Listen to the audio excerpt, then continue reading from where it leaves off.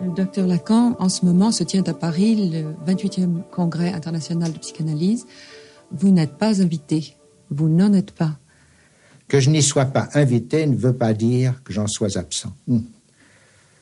Pour autant que mon sentiment ait la moindre importance là-dessus, je puis dire que mon absence m'y met en situation privilégiée. Ceci en raison du poids de mon enseignement qui, avec retard sans doute, fait son chemin parmi ceux-là même qui m'excluent, car ils ne se privent pas d'y faire le plus large emprunt. L'enseignement que je reçois de mon expérience, à savoir de l'analyse, qui est une expérience très suffisamment définie et limitée pour permettre qu'on la qualifie comme telle. Seulement pour pouvoir en parler, il faut au moins y être entré. Ce qui n'exclut pas que, dans certaines conditions, ça soit difficile de s'en sortir. Et c'est pourquoi il est préférable que l'analyste, qui, heureusement, n'y a pas toute la part d'action, sache ce qu'il fait. Et savoir ce qu'il fait, ça veut dire dans quel discours il est pris. Car c'est cela qui conditionne l'ordre de faire dont il est capable. J'ai prononcé le mot discours. C'est une notion très élaborée.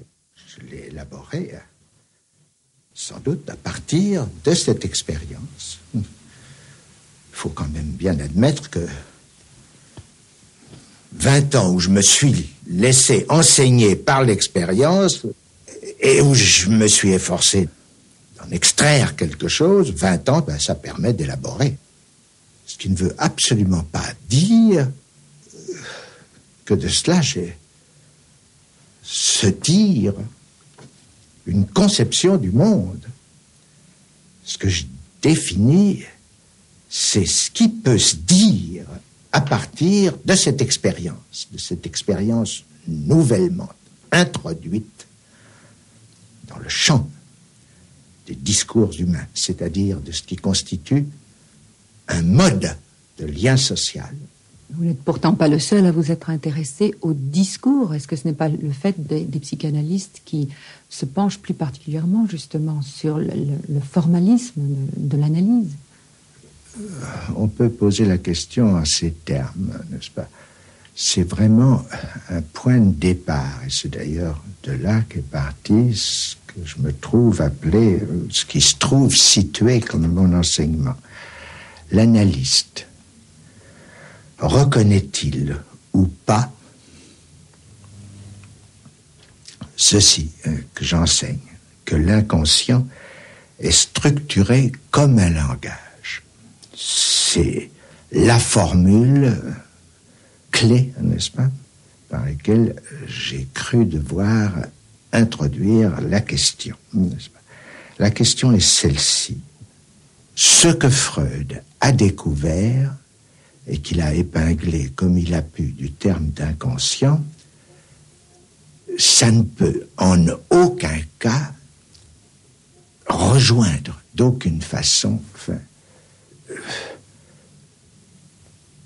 ce que lui-même se trouve avoir mis en avant, n'est-ce pas, les tendances de vie, par exemple, ou les pulsions de mort.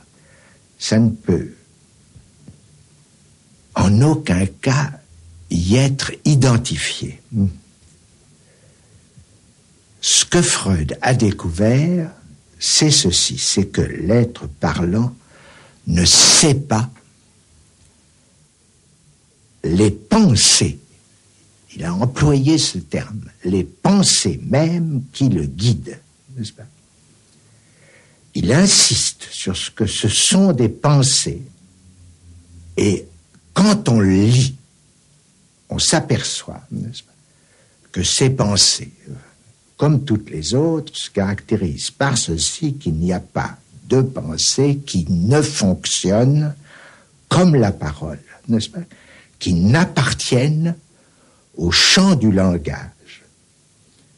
La façon dont Freud opère part de la forme articulée que son sujet donne à des éléments comme le rêve, le lapsus, le mot d'esprit. S'il met en avant ces éléments-là, il faut lire ces ouvrages de départ, qui sont la science des rêves, la psychopathologie de la vie quotidienne, ou justement ce qu'il a écrit sur le mot d'esprit,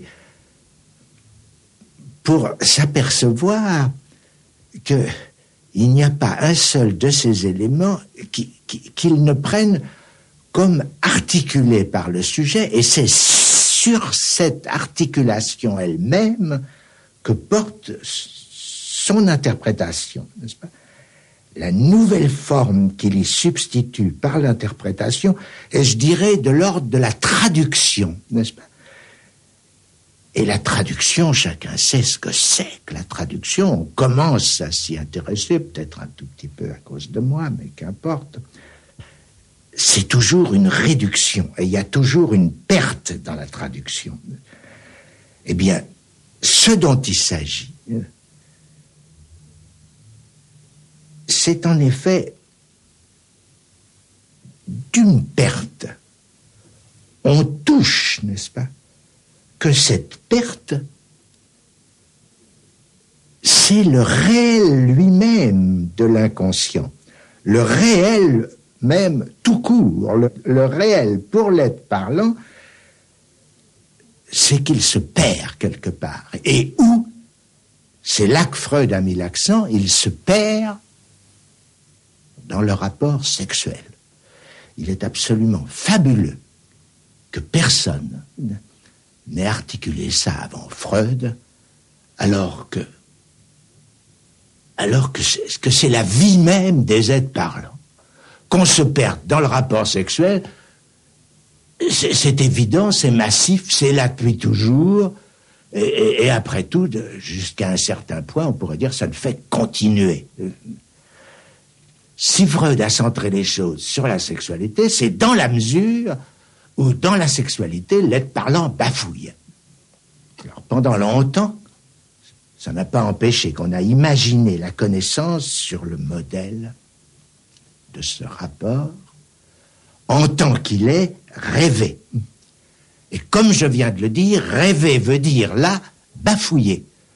Mais bafouiller en mots. Un professeur qui a écrit en marge de mon enseignement. Et il a cru faire une découverte en disant que le rêve ne pense pas. C'est vrai, il ne pense pas comme un professeur. Trompe-t-il ou se trompe-t-il le rêve? Le professeur ne veut pas poser la question au rêve pour que le rêve ne la renvoie pas au professeur. Parce qu'il est clair maintenant que pendant la plus grande partie de l'histoire, l'être parlant s'est cru en droit de rêver. N'a pas su qu'il se laissait porter par le rêve dans son droit fil. L'ennuyeux est qu'il en reste des choses totalement fallacieuses, mais qui gardent apparence. Et la psychologie, au premier plan. Que chacun fasse référence à sa vie parmi ceux qui m'écoutent. Est-ce qu'il a ou non le sentiment qu'il y a quelque chose qui se répète dans sa vie, toujours la même, et que c'est ça qui est le plus lui? Qu'est-ce que c'est que ce quelque chose qui se répète? Un certain mode du jouir. Le jouir de l'être parlant que vous êtes tous qui m'écoutez. s'articule.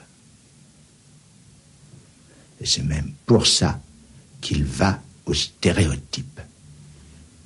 Mais un stéréotype qui est bien le stéréotype de chacun. Il y a quelque chose qui témoigne d'un manque vraiment essentiel. Même les philosophes, il est vrai que c'est sur le tard, avec Spinoza, étaient arrivés à ça, que l'essence de l'homme est le désir. Il est vrai qu'ils ne mesuraient pas bien à quel manque le désir répond. À quelque chose, il faut bien le dire, de fou.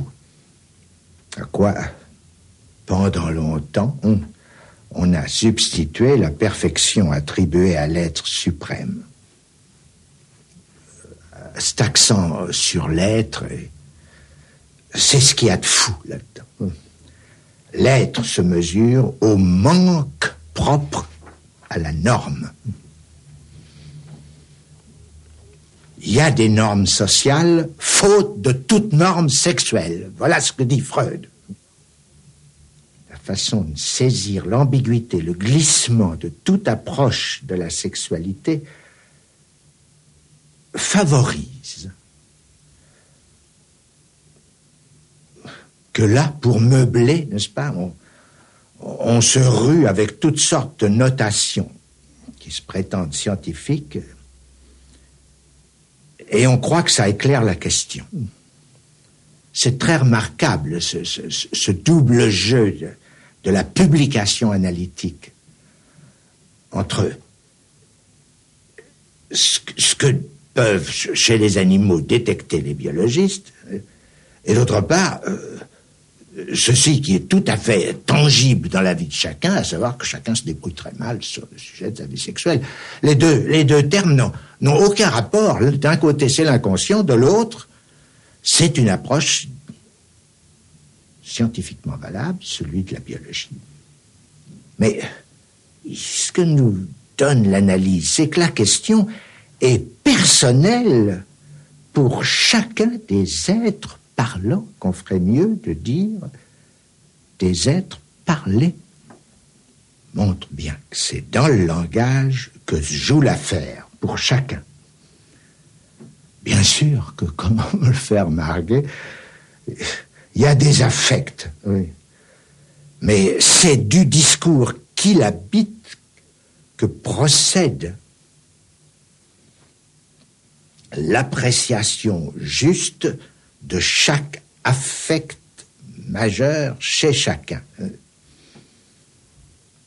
Et ceci d'ailleurs se démontre très bien du progrès obtenu dans le champ analytique sur un affect aussi important que l'angoisse.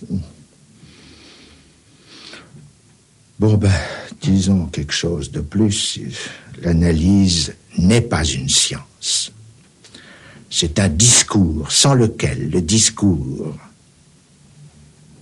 dit de la science n'est pas tenable par l'être qui y a accédé depuis pas plus de 3 siècles.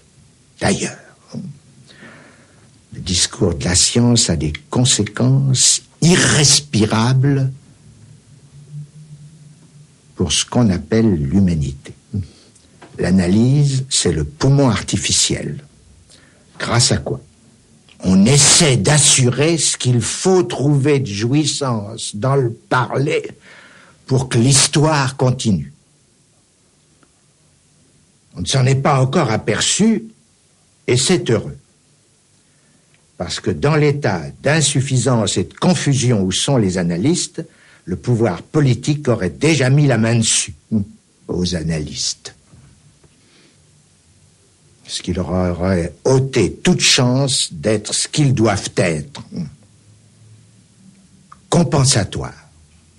En fait, c'est un pari, c'est aussi un défi que j'ai soutenu. Je le laisse livrer aux plus extrêmes aléas.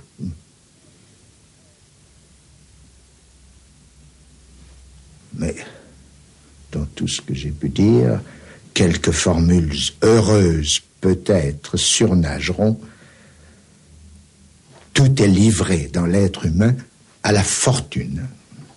Est-ce que vous recevez en ce moment, justement, de congrès, la visite de congressistes? Oui, j'en ai reçu, bien sûr, quelques-unes, comme c'est l'usage quand je suis à Paris.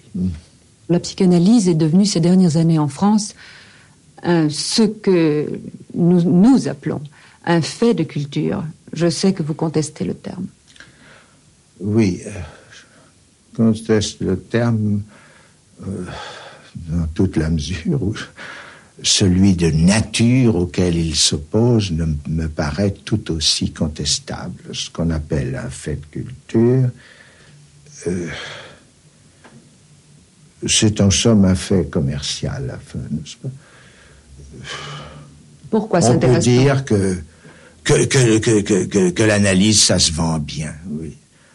Je parle des publications, ça n'a absolument rien à faire avec l'analyse. On peut entasser autant qu'on voudra de ces colonnes, de ces piles, de ces entassements de production diversement littéraires.